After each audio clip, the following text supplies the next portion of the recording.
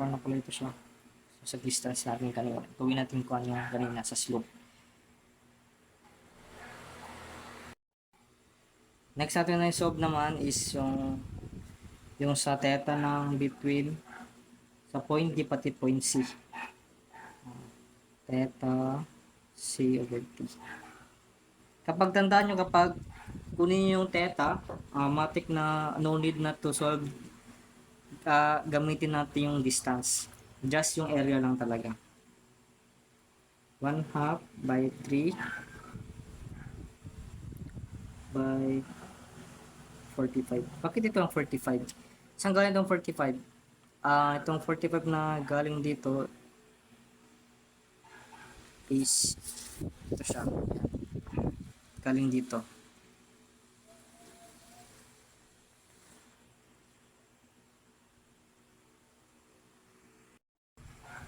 So ito, galing itong 1/2, yung 3 and 45, galing dito siya. D hanggang dito. So 15 times 3, 45, ito siya. Galing dito siya. Kaya naging negative siya. So solve natin yan siya. Use natin C over D. So meron tayong 1/2 by negative 1/2 by 45 and 3. So meron tayong negative 67.5. So punta natin yung sa equation natin kanina, if na remember ninyo. Ito siya. Yan. Gamitin natin itong equation na ito. Ito siya. Dito. Paggamit natin yan, so theta D, theta D. Tapos so negative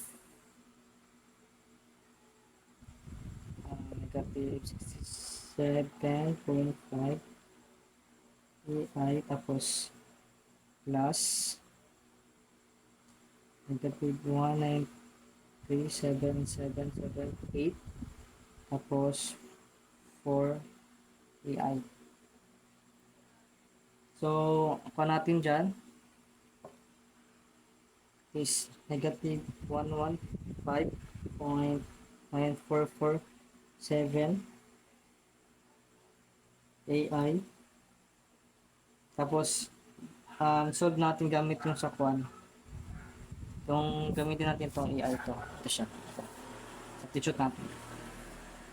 150.944.7, tapos 200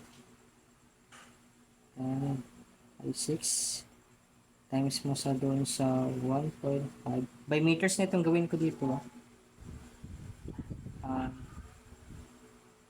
1.5 by 10 negative 5. So solve natin. 115.9447 tapos 200 by 6 times mo sa 1.5.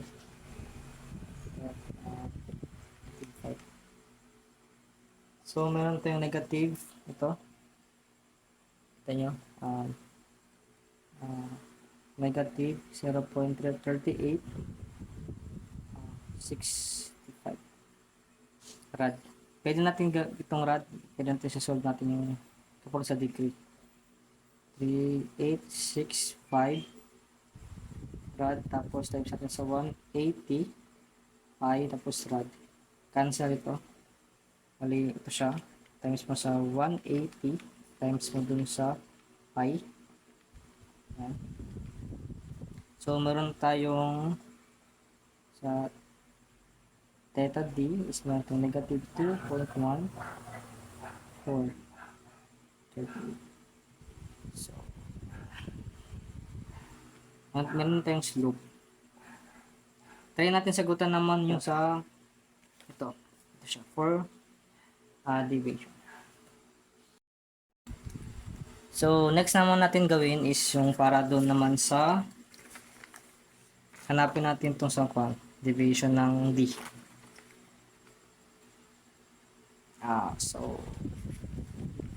So, ah, kunin natin ano ba yung equation ng kuha natin dito. Ito equation niya. Diba? Yung sa yung execute natin kanina. Yan ang magiging equation natin. So, sulat natin, copy lang natin para dito yung malito maya. Plus 3C. Delta C. Then, gawin natin, hanapin muna natin itong yan, by C. Gamit din yung dito. Gamit dito. So, mapansin ninyo, C pati D lang. So, magamit natin ito lang. So, 1/2 by 45. Tapos 3. Tapos 2/3 niya. 2/3 na. Bakit 2/3? Kasi papunta doon sa D. Ito. Papunta dito. Diba? Sa pinakamababa. Dito ang highest point niya, diba, sa 1/3. Pero dito man tayong punta sa D. Dito ang ikot natin. So, 2/3 lang gamit natin. With the distance of 3. So, meron tayong negative 135. Kita nyo? Negative 135 over EI. So, try natin solve para mas paano nyo.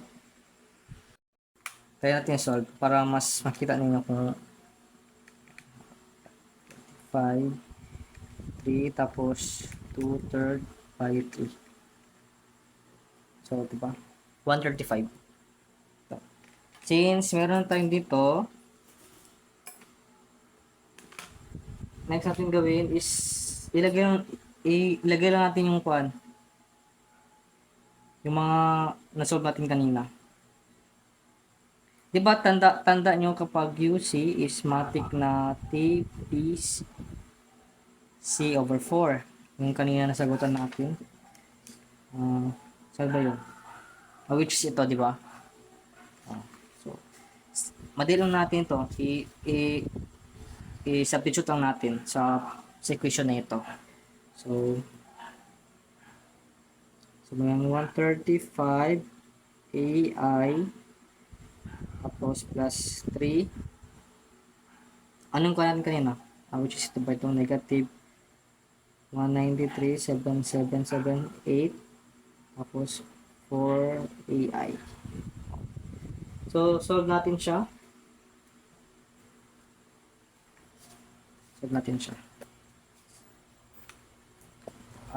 Negative 135 tapos plus 3 tapos negative 193.7778 by 4. Yun. So, 280,335. 3 pala. 3 yan siya, 3. Yan siya, 3. Tapos, over niya as EI. So, substitute natin yung EI natin. Yung EI natin kanina is ito ba? Ito. Substitute lang natin dito.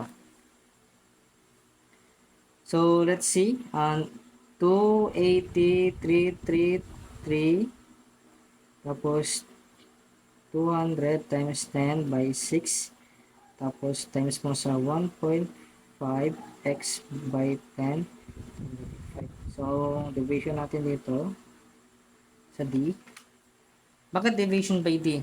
Or pinaka sa end natin, end part natin. Kasi yung ginahanap natin dito sa given natin kanina is itong 9. Which is kapag 2, 4 plus 3 hanggang doon sa n ng D, which is 9. Kaya hanggang dito natin.